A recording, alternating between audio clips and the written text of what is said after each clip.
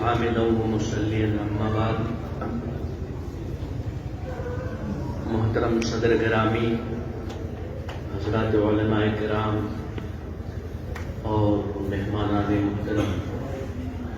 السلام علیکم ورحمۃ اللہ وبرکاتہ. مفکر ملت قائد اعظم حضرت مفتی عبدالعزیز صاحب رائے پوری رحمۃ اللہ علیہ پر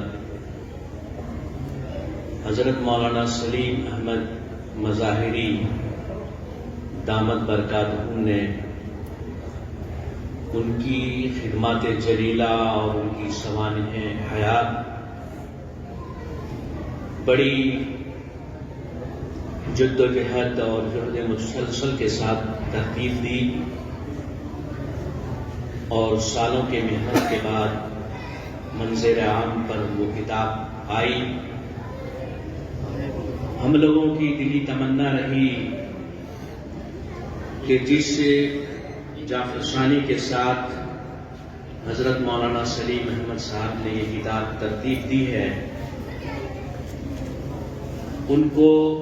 منظر عام پر لانے کے لیے آپ جیسی شخصیات کو زحمت دی جائے کہ آپ کی موجودگی میں اس کتاب کی اور اس عظیم تالیف کی رسم اجرا ہو اور رونمائی ہو. اس کے لیے آج کا دن طے ہوا ہے جس میں آپ حضرات جلوہ افروز ہیں اور کتاب کی شایان شان عظمت بحال کرنے کے لیے آپ کی شرکت ایک بہت بڑی ضمانت ہے. حضرات علماء کرام، حضرت مفتی عبدالعزیز صاحب رحمۃ اللہ علیہ، جن کی پیدائش 1347 ہجری میں موضع سنڈی ضلع کرنال ہریانہ میں ہوئی، اللہ تبارک و تعالیٰ نے ننہال کی برکت اور ان کے والد صاحب کی تربیت، حضرت رائے پوری رحمۃ اللہ علیہ کی کیمیا اثر نگاہوں کی وجہ سے جن خوبیوں سے حضرت مفتی عبدالعزیز صاحب رائے پوری رحمۃ اللہ علیہ کو مالا مال فرمایا تھا، ان کے لیے یہ کہنا کافی ہوگا کہ کہاں سے چھیڑوں فسانہ کہاں تمام کروں. ان کی حیات طیبہ میں جو دلکشی، رہنائی، جاذبیت اور معرفت الہیت، خلوص الہیت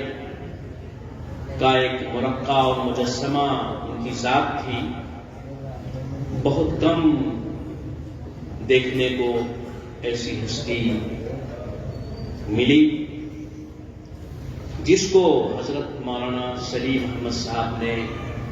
ملک کے چیدہ علماء کے مضامین کتاب میں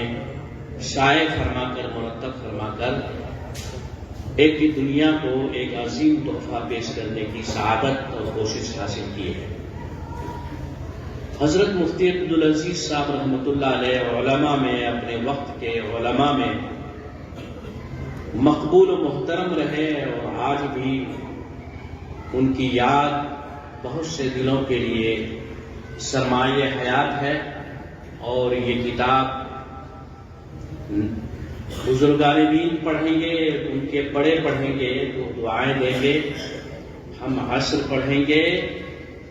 تو خوش ہوں گے، اور نئی نسل کے علماء لوگوں کے لیے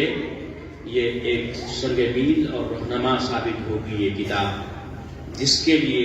یہ تقریب آج